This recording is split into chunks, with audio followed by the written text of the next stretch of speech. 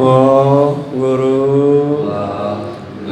ਗੁਰੂ ਨਾਨਕ ਪਦ ਪੰਕਜ ਬੰਦਨ ਪੰਕਜ ਸਿਮਰੋ ਅੰਗਦ ਦੁਖ ਨਿਕੰਦਨ ਗੁਰੂ ਅਮਰਦਾਸ ਹਿਰਦੈ ਨਿਤ ਧਿਆਉ ਹਿਰਦੈ ਸ਼੍ਰੀ ਗੁਰੂ ਰਾਮਦਾਸ ਗੁਣ ਗੁਰੂ ਅਰਜਨ ਬਿਗਨਨ ਕੇ ਨਾਸ਼ਕ ਬਿਗਨਨ ਸ਼੍ਰੀ ਹਰਿ ਗੋਬਿੰਦ ਸੁਮਤ ਪਰ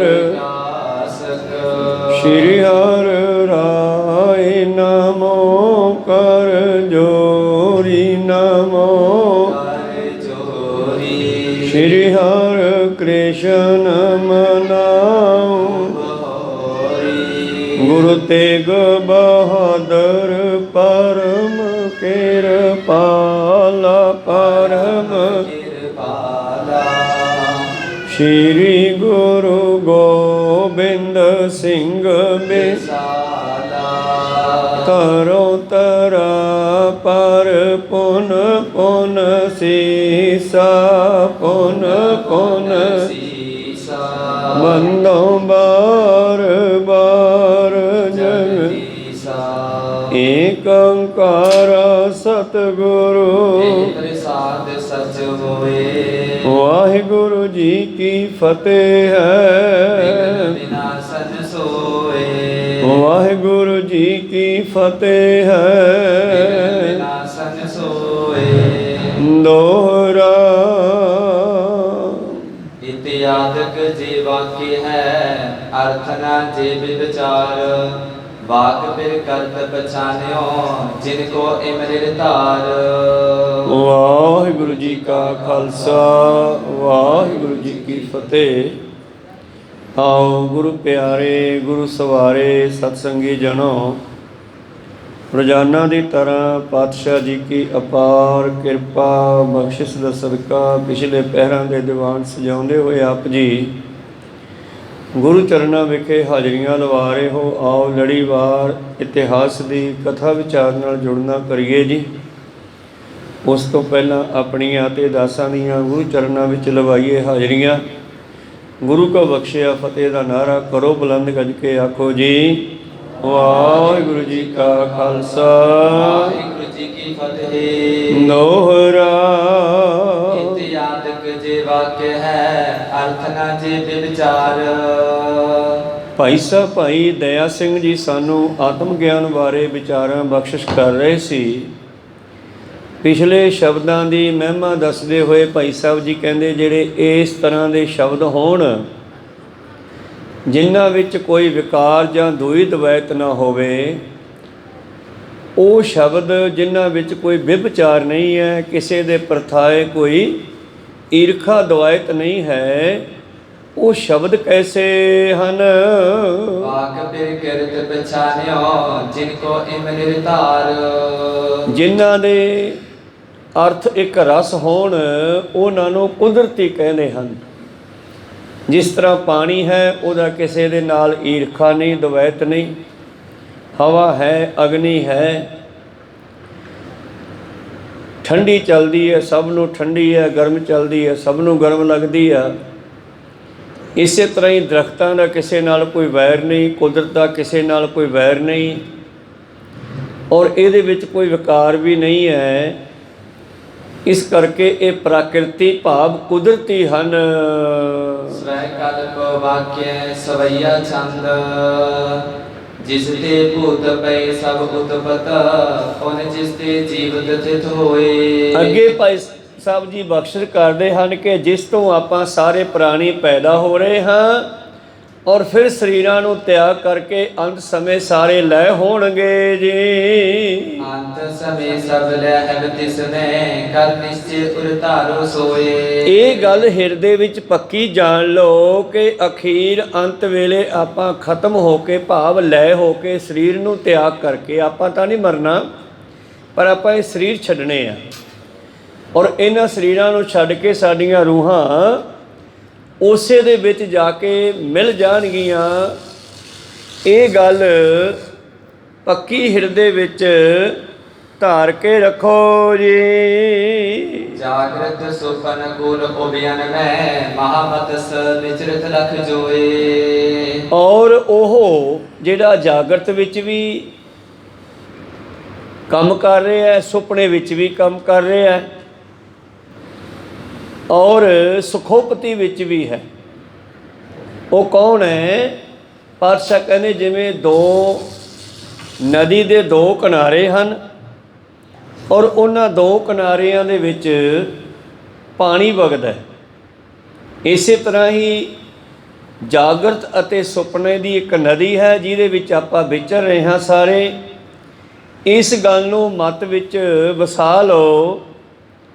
ਜਾਗਰਤ ਅਤੇ ਸੁਪਨੇ ਵਿੱਚ ਜੀਵ ਵਿਚਰਦਾ ਹੈ, ਜਿਸ ਤਰ੍ਹਾਂ ਨਦੀ ਦੇ ਅੰਦਰ ਦੋ ਕਿਨਾਰਿਆਂ ਵਿੱਚ ਵੱਡੇ ਮਗਰਮੱਛ, ਮੱਛੀਆਂ ਆਦਿ ਵਿਚਰਦੇ ਹਨ।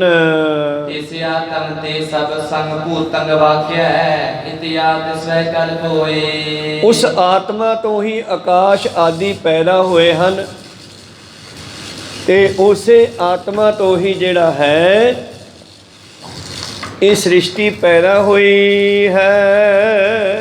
ਦਵੈ ਕਲਪ ਵਾਕ ਚੌਪਈ ਸਤਿੰਗ ਗਿਆਨ ਮਨੰਤੇ ਬ੍ਰਹਮਾ ਅੰਗ ਵਿਗਿਆਨ ਰੂਪ ਬਿਨ ਭਰਮ। ਕਹਿੰਦੇ ਅਸਲੀ ਜਿਹੜਾ ਗਿਆਨ ਹੈ ਅਸਲ ਦੇ ਵਿੱਚ ਉਹ ਸਤ ਸਰੂਪ ਹੈ ਕਿ ਪਰਮੇਸ਼ਰ ਹਰ ਥਾਂ ਹੈ। ਇਹੀ ਗਿਆਨ ਸਭ ਤੋਂ ਉੱਤਮ ਹੈ। ਬ੍ਰਹਮ ਨੂੰ ਹਰ ਥਾਂ ਜਾਣਨਾ, ਜਿਵੇਂ ਭਾਈ ਕਨ੍ਹਈਆ ਜੀ ਉਸ ਅਵਸਥਾ ਵਿੱਚ ਪਹੁੰਚੇ ਤੇ ਉਹਨਾਂ ਨੇ ਦੁਸ਼ਮਣਾਂ ਵਿੱਚੋਂ ਵੀ ਪਰਮੇਸ਼ਰ ਨੂੰ ਦੇਖ ਕੇ ਜਲ ਛਕਾਉਣਾ ਕੀਤਾ। ਸਤਿਅੰ ਗਿਆਨ ਮਨੰਤੇ ਬ੍ਰਹਮੰ। ਅਸਲ ਦੇ ਵਿੱਚ ਕਹਿੰਦੇ ਸੱਚਾ ਗਿਆਨ ਉਹ ਹੈ ਜਿਸ ਦੇ ਵਿੱਚ ਉਸ ਪਰਿਪੂਰਨ ਪਰਮੇਸ਼ਰ ਨੂੰ ਜਾਣਿਆ ਜਾਂਦਾ ਹੈ ਔਰ ਅਯੰਗ ਵਿਗਿਆਨ ਰੂਪ ਬਿਨ ਭਰਮ, ਜਿਸ ਦੇ ਕਿਰਪਾ ਸਦਕਾ ਇਹ ਸ੍ਰਿਸ਼ਟੀ ਜਿਹੜੀ ਆ ਉਹ ਬਣੀ ਹੈ ਅਤੇ ਇਸ ਦੇ ਵਿੱਚ ਅਸੀਂ ਸਾਰੇ ਸਮਾਏ ਹੋਏ ਹਾਂ। ਪ੍ਰਾਨ ਦੇ ਅੰਤਰ ਜੋਤੀ ਜੋਏ ਨਿਰਵਿਕਲਪ ਵਾਕਿਆ ਸ ਹੋਏ। ਤੇ ਆਪਾਂ ਸਾਰੇ ਪ੍ਰਾਣਾਂ ਦੇ ਵਿੱਚ ਸਮਾਏ ਹੋਏ ਹਾਂ। ਹਿਰਦੇ ਦੇ ਵਿੱਚ ਸਾਡੇ ਪ੍ਰਾਣ ਚੱਲਦੇ ਆ ਤੇ ਪ੍ਰਾਣਾਂ ਦੇ ਵਿੱਚ ਗੁਰੂ ਪਿਆਰਿਓ ਆਪਾਂ ਵਸਦੇ ਹਾਂ ਜਿੱਥੇ ਕੋਈ ਫੁਰਨਾ ਮਾਤਰ ਨਹੀਂ ਹੈ। ਦੋਹਰਾ ਨਿਰਵਿਕਲਪ ਆਦਿਕ ਲਖੋ ਮਹਾਵਾਕੀ ਧਿਆਨ। ਔਰ ਮਹਾਵਾਕ ਤੋਂ ਵੱਖਰਾ ਹੋ ਕੇ ਨਿਰਵਿਕਲਪ ਸਾਵਿਕਲਪ ਵਾਕ ਵਰਣਨ ਕੀਤੇ ਹਨ। ਮਹਾਵਾਕ ਕੀ ਹੈ? ਹਰ ਥਾਂ ਬ੍ਰਹਮ ਜਾਣਨਾ। ਗੁਰੂ ਪਿਆਰਿਓ ਇੱਕ ਉਹ ਅਵਸਥਾ ਜਦੋਂ ਕੋਈ ਫੁਰਨਾ ਪੈਦਾ ਨਹੀਂ ਹੋ ਰਿਹਾ, ਇੱਕ ਸਾਵਿਕਲਪ ਜਿਹਦੇ ਵਿੱਚੋਂ ਫੁਰਨੇ ਪੈਦਾ ਹੋ ਰਹੇ ਹਨ। ਇਸ ਤਰ੍ਹਾਂ ਪਾਤਸ਼ਾਹ ਜੀ ਬਖਸ਼ਿਸ਼ ਕਰਦੇ ਹਨ ਕਿ ਉਹ ਜਿਹੜੇ ਵਾਕ ਹਨ ਅਵਾਂਤਰ ਵਾਕ, ਭਾਵ ਜੋ ਬ੍ਰਹਮ ਤੋਂ ਪੈਦਾ ਹੋਏ। ਬ੍ਰਹਮ ਜਿਹੜਾ ਹੈ, ਜਿਸ ਤਰ੍ਹਾਂ ਆਪਾਂ ਸਰਵਣ ਕਰਦੇ ਹਾਂ ਮਾਰੂ ਰਾਗ ਚੋਂ, ਅਰਬਦ ਨਰਬਦ ਧੁੰਦੂ ਕਾਰਾ ਧਰਨ ਨ ਗਗਨਾ ਹੁਕਮ ਅਪਾਰਾ ਨਾ ਦਿਨ ਰੈਣ ਨ ਚੰਦ ਨ ਸੂਰਜ ਸੁਨ ਸਮਾਧ ਲਗਾਇਂਦਾ। ਉਹ ਬ੍ਰਹਮ ਹੈ, ਉਹ ਆਪਣੇ ਆਪ ਵਿੱਚ ਸਮਾਇਆ ਹੋਇਆ ਹੈ, ਨਿਰਵਿਕਲਪ ਹੈ। ਤੇ ਜਦੋਂ ਉਸ ਦੇ ਵਿੱਚ ਵਿਕਲਪ ਕੋਈ ਫੁਰਨਾ ਪੈਦਾ ਹੁੰਦਾ ਹੈ ਤੇ ਉਸ ਫੁਰਨੇ ਤੋਂ ਆਪਾਂ ਸਾਰੇ ਅਵੰਤਰ ਅਵਤਾਰ ਹੋਏ ਹਾਂ, ਭਾਵ ਉਤਰੇ ਹਾਂ ਦੁਨੀਆ ਵਿੱਚ। ਆਪਾਂ ਸ਼ਬਦ ਵਿੱਚੋਂ ਬਣੇ ਹਾਂ। ਤੁਹਾਡੇ ਦਿਮਾਗ ਵਿੱਚ ਕੋਈ ਸ਼ਬਦ ਪੈਦਾ ਹੁੰਦਾ ਹੈ ਤੇ ਉਸ ਤੋਂ ਉਹ ਚੀਜ਼ ਸਾਹਮਣੇ ਆ ਜਾਂਦੀ ਹੈ। ਜਿਵੇਂ ਇੱਥੇ ਬੈਠੇ ਕਹੀਏ ਬਈ ਪਾਣੀ ਲਿਆਓ ਤੇ ਇਹ ਆਵਾਜ਼ ਸੁਣ ਕੇ ਕੋਈ ਪਾਣੀ ਲੈ ਆਵੇ ਤੇ ਉਹ ਕਿੱਥੋਂ ਆਇਆ? ਸ਼ਬਦ ਦੇ ਵਿੱਚੋਂ, ਕੋਈ ਸਤਨਾਮ ਸ਼ਬਦ ਰਾਹੀਂ ਆਇਆ। ਇਸੇ ਤਰ੍ਹਾਂ ਬ੍ਰਹਮ ਨੇ ਜਦ ਫੁਰਨਾ ਪੈਦਾ ਕੀਤਾ ਕਿ ਮੇਰੇ ਵਰਗੇ ਹੋਰ ਵੀ ਹੋਣ, ਤੇ ਇਹ ਸੋਚਦਿਆਂ ਹੀ ਅੰਦਰੋਂ ਇੱਕ ਸ਼ਬਦ ਪੈਦਾ ਹੋਇਆ, ਵਿਕਲਪ ਪੈਦਾ ਹੋਇਆ, ਹੋ ਜਾ। ਜਦ ਹੋ ਜਾ ਕਿਹਾ ਤੇ ਦੁਨੀਆ ਬਣਨੀ ਸ਼ੁਰੂ ਹੋ ਗਈ। ਸਾਚੇ ਤੇ ਪਵਨਾ ਪਿਆ, ਪਵਨਾ ਤੇ ਜਲ ਹੋਏ, ਜਲ ਤੇ ਤ੍ਰੈ ਭਵਨ ਸਾਜਿਆ, ਘਟ ਘਟ ਜੋਤ ਸਮੋਏ। ਵਾਕ ਅਵੰਤਰ ਜਾਣ ਸਭ ਜੈਸੇ ਕਰੇ ਵਖਾਣ। ਜਿਵੇਂ ਮੈਂ ਤੁਹਾਨੂੰ ਵਿਖਿਆਨ ਕਰਕੇ ਸੁਣਾ ਰਿਹਾ, ਇਹ ਸਾਰੇ ਵਾਕ ਜਿਹੜੇ ਹਨ ਬ੍ਰਹਮ ਦੇ ਵਿੱਚੋਂ ਪੈਦਾ ਹੋ ਰਹੇ ਹੈ।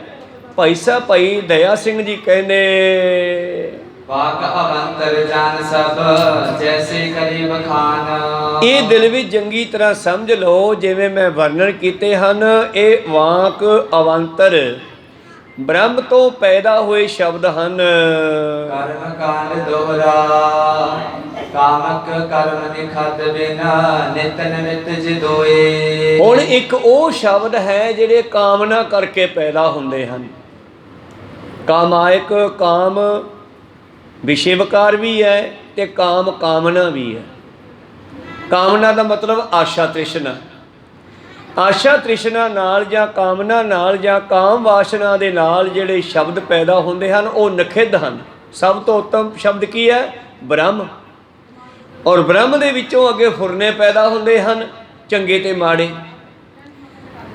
ਨਿਰਵਿਕਲਪ ਰਹਿਣਾ, ਜਿਵੇਂ ਕਬੀਰ ਸਾਹਿਬ ਜੀ ਦਾ ਬਚਨ ਹੈ, ਜੇ ਕਿਤੇ ਜੀਵ ਜਿਹੋ ਜਿਹਾ ਆਇਆ ਉਹੇ ਜਿਹਾ ਚਲਿਆ ਜਾਵੇ। ਕਬੀਰ, ਜੈਸੀ ਉਪਜੀ ਪੇੜ ਤੇ ਜੋ ਤੈਸੀ ਨਿਭ ਹੈ ਓੜ, ਹੀਰਾ ਕਿਸਕਾ ਵਾਪਰਾ ਪੁੱਜੈ ਨ ਰਤਨ ਕਰੋੜ। ਸਾਡਾ ਜੀਵਨ ਕਿੱਡਾ ਕੀਮਤੀ ਹੈ। ਇੱਕ ਹੀਰਾ ਤਾਂ ਕੀ, ਕਰੋੜਾਂ ਹੀਰੇ ਵੀ ਇਹਦਾ ਮੁੱਲ ਨਹੀਂ ਹੈ। ਕੋ ਸਤਨਾਮ।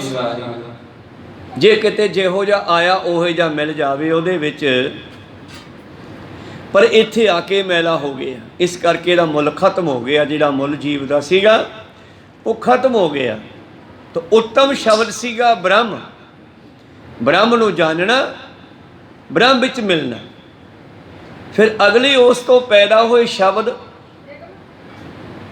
ਜਿਨ੍ਹਾਂ ਤੋਂ ਅਸੀਂ ਸਾਰੇ ਪੈਦਾ ਹੋਏ, ਫੁਰਨੇ, ਨਿਰਵਿਕਲਪ ਤੇ ਸਵਿਕਲਪ। ਇੱਕ ਉਹ ਫੁਰਨੇ ਜਿਨ੍ਹਾਂ ਵਿੱਚ ਕੋਈ ਸੰਸਾਰ ਦੀ ਵਸਤੂ ਦੀ ਇੱਛਾ ਹੈ, ਇੱਕ ਉਹ ਫੁਰਨਾ ਜਿਹੜਾ ਪਰਮੇਸ਼ਰ ਨੂੰ ਪਾਉਣ ਦੀ ਇੱਛਾ ਹੈ, ਉਹ ਹੈ ਨਿਰਵਿਕਲਪ। ਕਰਮ ਕਰਤ ਹੋਵੇ ਨਿਹਕਾਮੀ ਤਿਸ ਕੋ ਹੋਤ ਪ੍ਰਾਪਤ ਸੁਆਮੀ। ਜੇ ਕਰਮ ਕਰਦਿਆਂ ਤੁਸੀਂ ਕੋਈ ਇੱਛਾ ਰੱਖ ਲਈ, ਉਹ ਇੱਛਾ ਪੂਰੀ ਹੋ ਜਾਣੀ ਆ। ਇਸ ਕਰਕੇ ਪਾਤਸ਼ਾਹ ਜੀ ਕਹਿੰਦੇ ਇੱਕ ਉਹ ਵਾਕ ਹਨ ਜਿਹੜੇ ਮਹਾਂਵਾਕ ਤੋਂ ਵੱਖਰੇ ਹੋਏ, ਭਾਵ ਉਹਦੇ ਵਿੱਚੋਂ ਪੈਦਾ ਹੋ ਕੇ ਆਪਾਂ ਸਾਰੇ ਜਿਹੜੇ ਆ ਰਹੇ ਹਾਂ, ਆਪਾਂ ਫੁਰਨਿਆਂ ਕਰਕੇ ਹੀ ਆਏ ਹਾਂ। ਕਿਸੇ ਨੇ ਸੋਚਿਆ ਮੇਰਾ ਆਹ ਕੰਮ ਕਰਨਾ ਹੈ, ਉਹ ਬਣ ਗਿਆ, ਕੋਈ ਕੁਛ ਬਣ ਗਿਆ, ਕੋਈ ਕੁਛ ਬਣ ਗਿਆ। ਜਿਵੇਂ ਇਹਨਾਂ ਸਰੀਰਾਂ ਨੂੰ ਛੱਡਦਿਆਂ ਹੋਇਆਂ ਕੋਈ ਸੋਚੇ ਮੈਂ ਬੱਚੇ ਪਾਲਣੇ ਸੀ, ਅਤੇ ਉਹ ਸ਼ਬਦ ਉਹਨੂੰ ਸੂਰ ਦੀ ਜੂਨੀ 'ਚ ਲੈ ਗਿਆ। ਬਾਣੀ ਦੱਸਦੀ ਆ, ਜੇ ਸਰੀਰ ਨੂੰ ਛੱਡਦਿਆਂ ਕਿਸੇ ਦੇ ਅੰਦਰੇ ਫੁਰਨਾ ਬਣ ਗਿਆ, ਹਾਏ ਮੇਰੀ ਘਰਵਾਲੀ ਦਾ ਕੀ ਬਣੂ, ਮੈਂ ਤਾਂ ਮਰ ਗਿਆ, ਤਾਂ ਉਹਨੂੰ ਅੱਗੇ ਪਾਤਸ਼ਾਹ ਕਹਿੰਦੇ ਬੇਸਵਾ ਦੀ ਜੂਨੀ ਵਿੱਚ ਭੇਜਤਾ ਜਾਵੇਗਾ। ਤਾਂ ਇਸ ਤਰ੍ਹਾਂ ਨਿਰਵਿਕਲਪ ਤੇ ਸਵਿਕਲਪ, ਨਿਰਵਿਕਲਪਤਾ ਪਰਮੇਸ਼ਰ ਤੱਕ ਲੈ ਜਾਂਦਾ ਹੈ, ਪਰ ਸਵਿਕਲਪ ਜਿਹੜਾ ਹੈ ਉਹ ਫੁਰਨੇ ਸਾਨੂੰ ਸੰਸਾਰ ਦੇ ਵਿੱਚ ਪੈਦਾ ਕਰਦੇ ਹਨ। ਪਰ ਜਿਹੜੇ ਕਿਸੇ ਕਾਮਨਾ ਅਰਥ, ਕਿਸੇ ਕੰਮ ਅਤੇ ਮਾੜੇ ਕੰਮ, ਚੰਗੇ ਕੰਮ ਤੇ ਮਾੜੇ ਕੰਮ, ਵਿਸ਼ੇ ਵਿਕਾਰਾਂ ਆਦਿ ਨੂੰ ਲੈ ਕੇ ਇਹਨਾਂ ਦੋਵਾਂ ਤੋਂ ਵੱਖਰੇ ਦੋ ਪ੍ਰਕਾਰ ਦੇ ਫੁਰਨੇ ਹੋਰ ਵੀ ਪੈਦਾ ਹੁੰਦੇ ਹੈ। ਕਹਿੰਦੇ ਇਹ ਨਿਖਿੱਧ ਕਰਮ ਹਨ। ਇਹ ਸ਼ਬਦ ਚੰਗੇ ਨਹੀਂ ਹੈ, ਇਹ ਜੀਵ ਨੂੰ ਨਿਖਿੱਧ ਮਾੜੇ ਪਾਸੇ ਲੈ ਜਾਣਗੇ। ਇਹਨਾਂ ਤੋਂ ਬਿਨਾਂ ਇੱਕ ਅੱਗੇ ਜਾ ਕੇ ਹੋਰ ਵੀ ਸ਼ਬਦ ਪੈਦਾ ਹੁੰਦੇ ਹਨ, ਜਿਨ੍ਹਾਂ ਨੂੰ ਨਿਤ ਤੇ ਨਿਮਿਤ ਕਹਿੰਦੇ ਹਨ। ਕਰਮ ਪ੍ਰਾਸ਼ਚਿਤ ਤੀਨ ਗਿਨਾ ਕਰਮ ਕਾਂਡ ਇਹ ਹੋਏ। ਔਰ ਨਿਤ ਸ਼ਬਦ ਉਹ ਹੈ ਜਿਹੜਾ ਅਸੀਂ ਜ਼ਿੰਦਗੀ ਵਿੱਚ ਰੋਜ਼ਾਨਾ ਵਰਤਦੇ ਹਾਂ। ਪ੍ਰਸ਼ਾਦਾ ਬਣਾ ਲਓ, ਸਬਜ਼ੀ ਬਣਾ ਲਓ, ਰੋਟੀ ਖਾ ਲਈਏ, ਇਹ ਨਿਤ ਸ਼ਬਦ ਸਾਡੇ ਅੰਦਰ ਪੈਦਾ ਹੁੰਦੇ ਆ ਅਤੇ ਖਤਮ ਹੁੰਦੇ ਹੈ। ਨਿਮਿਤ ਸ਼ਬਦ ਹੁੰਦੇ ਆ ਜਿਹੜੇ ਕਿਸੇ ਦੇ ਵਾਸਤੇ ਪੈਦਾ ਕੀਤੇ ਜਾਣ, ਕਿਸੇ ਦੇ ਵਾਸਤੇ ਉਚਾਰੇ ਜਾਣ।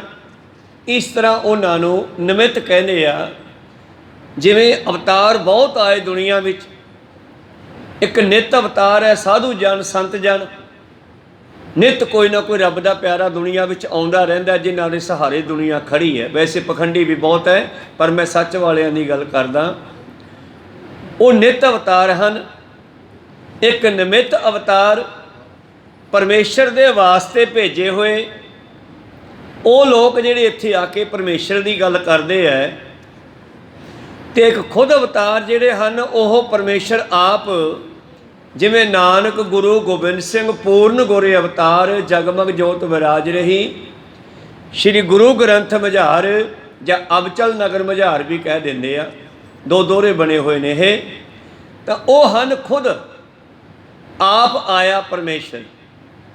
ਪਰ ਇੱਥੇ ਆ ਕੇ ਗੁਰੂਆਂ ਨੇ ਆਪਣੇ ਆਪ ਨੂੰ ਵੀ ਉਸ ਦੇ ਨਿਮਿਤ ਹੀ ਦੱਸਿਆ ਕਿ ਮੈਂ ਪਰਮੇਸ਼ਰ ਦੀ ਗੱਲ ਕਰਨ ਆਇਆ, ਮੈਨੂੰ ਪਰਮੇਸ਼ਰ ਨਾ ਕਹਿਓ। ਮੈਂ ਹੋ ਪਰਮ ਪੁਰਖ ਕੋ ਦਾਸਾ, ਦੇਖਣ ਆਇਓ ਜਗਤ ਤਮਾਸ਼ਾ। ਇਹਨਾਂ ਨੂੰ ਨਿਮਿਤ ਅਤੇ ਨਿਤ ਸ਼ਬਦ ਕਹਿੰਦੇ ਹਨ। ਸਵਈਆ ਛੰਦ ਨਿਤੇ ਕਰਮ ਸੰਧਿਆ ਬੰਦਨਾ ਦਿਕ ਸੁਰਤ ਜਨਮਾਤ ਨਿਮਿਤਕ ਜਾਨ। ਤੇ ਪਾਤਸ਼ਾਹ ਕਹਿੰਦੇ ਨਿਤ ਕਰਮ ਕੀ ਹੈ? ਸੰਧਿਆ ਕਰਨੀ, ਭਜਨ ਬੰਦਗੀ ਕਰਨੀ, ਨਿਤਨੇਮ ਜਿਵੇਂ ਆਪਾਂ ਕਹਿ ਦਈਏ ਨਿਤਨੇਮ, ਨਿਤ ਕਰਮ, ਰੋਜ਼ ਕਰਨ ਵਾਲੇ ਕਰਮ। ਸੰਧਿਆ ਭਾਵ ਰਹਿ ਰਾਸ ਸਾਹਿਬ ਸ਼ਾਮ ਦਾ, ਬੰਦਨਾ ਭਾਵ ਪੂਜਾ ਅਰਚਨਾ ਕਰਨੀ। ਪੁੱਤਰ ਜਨਮ ਆਦ ਨਿਮਿਤ ਕਰਮ ਜਾਣੋ। ਧੀਆਂ ਪੁੱਤਰਾਂ ਦੀ ਲੋੜ ਹੈ, ਸਾਡੇ ਬੱਚਾ ਹੋ ਜੇ, ਇਸੀ ਬੱਚੇ ਨੂੰ ਪ੍ਰਾਪਤ ਕਰਨ ਵਾਸਤੇ ਉਹਦੇ ਨਿਮਿਤ ਸ਼ਬਦ ਉਚਾਰਦੇ ਹਾਂ। ਪ੍ਰਾਸ਼ਚਿਤ ਕ੍ਰਿਚ ਚੰਦਰਨ ਆਦਿਕ ਕਲਮਲ ਛੈ ਸਾਧਨ ਪਹਿਚਾਨ। ਪਾਪਾਂ ਦੇ ਨਸ਼ਟ ਦੇ ਸਾਧਨ ਲਈ ਜਿਹੜੇ ਕਰਮ ਕੀਤੇ ਜਾਂਦੇ ਹਨ, ਇਹਨਾਂ ਨੂੰ ਕ੍ਰਿਛ ਸ਼ਬਦ ਕਹਿੰਦੇ ਹਨ। ਚੰਦਰੈਨ ਆਦਿ ਪ੍ਰਾਸ਼ਚਿਤ ਕਰਮ ਪਛਾਣੋ। ਪ੍ਰਾਸ਼ਚਿਤ ਕਰਨਾ ਕੀ ਆ ਭਲਾ? ਪ੍ਰਾਸ਼ਚਿਤ ਦਾ ਮਤਲਬ ਹੁੰਦਾ ਕੋਈ ਗਲਤ ਕਰਮ ਹੋ ਗਿਆ, ਉਸ ਦੇ ਬਾਰੇ ਫਿਰ ਮੁੜ ਕੇ ਵਾਰ-ਵਾਰ ਉਸ ਪਰਮੇਸ਼ਰ ਅੱਗੇ ਬੇਨਤੀਆਂ ਕਰਨੀਆਂ ਕਿ ਇਹ ਮੇਰਾ ਮਾਫ ਕੀਤਾ ਜਾਵੇ। ਉਹਨੂੰ ਕਹਿੰਦੇ ਆ ਪ੍ਰਾਸ਼ਚਿਤ ਸ਼ਬਦ। ਮਾੜੇ ਕਰਮਾਂ ਤੋਂ ਬਚਣ ਵਾਸਤੇ ਪ੍ਰਾਸ਼ਚਿਤ ਕਰਨਾ। ਗੁਰੂ ਘਰ ਦੇ ਵਿੱਚ ਅਰਦਾਸ ਬੇਨਤੀ ਹੈ ਕੋ ਸਤ ਪ੍ਰਾਸ਼ਚਿਤ ਕਰਨਾ, ਗੁਰੂ ਚਰਨਾਂ ਵਿੱਚ ਆ ਕੇ ਪ੍ਰਾਸ਼ਚਿਤ ਕਰਨਾ। ਜਾਂ ਕਈ ਵਾਰੀ ਪੰਜ ਪਿਆਰਿਆਂ ਕੋਲ ਕੋਈ ਅੰਮ੍ਰਿਤਧਾਰੀ ਆ, ਉਹਨੇ ਕੋਈ ਗਲਤੀ ਕਰ ਲਈ, ਪੰਜ ਪਿਆਰਿਆਂ ਕੋਲ ਦੁਬਾਰਾ ਜਾਂਦਾ ਹੈ, ਕਹਿੰਦਾ ਜੀ ਮੈਂ ਦੁਬਾਰਾ ਅੰਮ੍ਰਿਤ ਛਕਣਾ। ਕਿਉਂ? ਤਾਂ ਉੱਥੇ ਉਹਨੂੰ ਸਪਸ਼ਟ ਦੱਸਣਾ ਪਊ ਕਿ ਮੈਂ ਗਲਤੀ ਕੀ ਕੀਤੀ ਹੈ। ਜਿੰਨਾ ਚਿਰ ਉਹ ਦੱਸਦਾ ਨਹੀਂ, ਉਹ ਚਲੋ ਪ੍ਰਾਸ਼ਚਿਤ ਪੂਰਾ ਨਹੀਂ ਹੁੰਦਾ। ਕੋ ਸਤਨਾਮ। ਗੁਰੂ ਕੋਲੇ ਆ ਕੇ ਵੀ ਮੰਨਣਾ ਪਊਗਾ, ਮੈਥੋਂ ਜੀ ਆ ਗਲਤੀ ਹੋ ਗਈ, ਮਾਫ ਕਰ ਦਿਓ। ਪਰ ਇਹ ਨਹੀਂ ਕਿ ਪ੍ਰਾਸ਼ਚਿਤ ਵਾਰ-ਵਾਰ ਗਲਤੀਆਂ ਕਰੀ ਜਾਓ ਤੇ ਮੰਗੀ ਜਾਓ ਤੇ ਕਰੀ ਜਾਓ ਤੇ ਮੰਗੀ ਜਾਓ। ਇਸ ਕਰਕੇ ਇਹਨੂੰ ਕਹਿੰਦੇ ਹਨ ਪ੍ਰਾਸ਼ਚਿਤ, ਭਾਵ ਮਾੜੇ ਕਰਮਾਂ ਨੂੰ ਆਦਿਕ ਕਲਮਲ ਛੈ ਸਾਧਨ ਪਹਿਚਾਨ। ਛੈ ਜੇ ਤਾਂ 6 ਲਿਖੇ ਹੁੰਦਾ ਫਿਰ ਤਾਂ ਗਿਣਤੀ ਹੁੰਦੀ, ਇੱਥੇ ਲਿਖਿਆ ਛੱਛੇ ਦਲਾਈਆਂ ਛੈ। ਛੈ ਦਾ ਮਤਲਬ ਉਹਨੂੰ ਖਤਮ ਕਰਨ ਵਾਸਤੇ ਜੋ ਸਾਧਨ ਵਰਤੇ ਜਾਂਦੇ ਹਨ, ਉਹਨਾਂ ਨੂੰ ਪ੍ਰਾਸ਼ਚਿਤ, ਕ੍ਰਿਸ਼, ਚੰਦਰਾਇਣ ਆਦਿ ਸ਼ਬਦਾਂ ਦਾ ਨਾਮ ਦਿੱਤਾ ਜਾਂਦਾ ਹੈ। ਅਗਨੀ ਜੋਤਿਸ਼ਟਾ ਮਾਦਿਕ ਜੀ ਕਾਮ ਕੈਸੇ ਵੇਦ ਬਖਾਨ। ਇਸੇ ਤਰ੍ਹਾਂ ਹੀ ਅਗਨੀ, ਜੋਤ, ਅਸ਼ਟਕੋ, ਮਾਦਕ, ਕਾਮਕ ਵੇਦਾਂ ਦੇ ਵਿੱਚ ਦੱਸਿਆ ਗਿਆ ਹੈ। ਜਿਵੇਂ ਇਹ ਮਾੜੇ ਕਰਮ ਦੱਸੇ ਹਨ। ਪਾਤਸ਼ਾਹ ਜੀ ਕਹਿੰਦੇ ਜਿਹੜੇ ਲੋਕ ਇੱਦਾਂ ਦੇ ਹਨ, ਜੀਵਾਂ ਨੂੰ ਮਾਰਨਾ, ਬ੍ਰਹਮ ਹੱਤਿਆ ਕਰਨੀ। ਇੱਥੇ ਤਾਂ ਲਿਖਿਆ ਬ੍ਰਾਹਮਣ ਨੂੰ ਮਾਰਨਾ।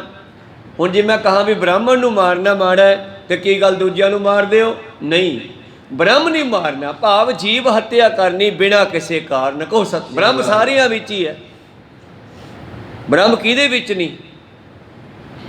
ਭਗਤਾਂ ਦਾ ਸਮਾਂ ਸੀਗਾ ਤੇ ਉਸ ਵੇਲੇ ਬ੍ਰਾਹਮਣ ਨੇ ਆਪਣੀ ਬੜੀ ਅੱਤ ਚੱਕੀ ਹੋਈ ਸੀ, ਕਹਿੰਦਾ ਮੈਂ ਤਾਂ ਸਿੱਧਾ ਰੱਬ ਤੋਂ ਆਇਆ, ਮੈਂ ਬ੍ਰਾਹਮਣ ਹਾਂ, ਤੁਸੀਂ ਸ਼ੂਦਰ ਹੈ, ਤੁਸੀਂ ਵੇਦਾਂ ਨੂੰ ਪੜ੍ਹ ਨਹੀਂ ਸਕਦੇ, ਮੰਦਿਰਾਂ ਵਿੱਚ ਜਾ ਨਹੀਂ ਸਕਦੇ, ਇਸ ਕਰਕੇ।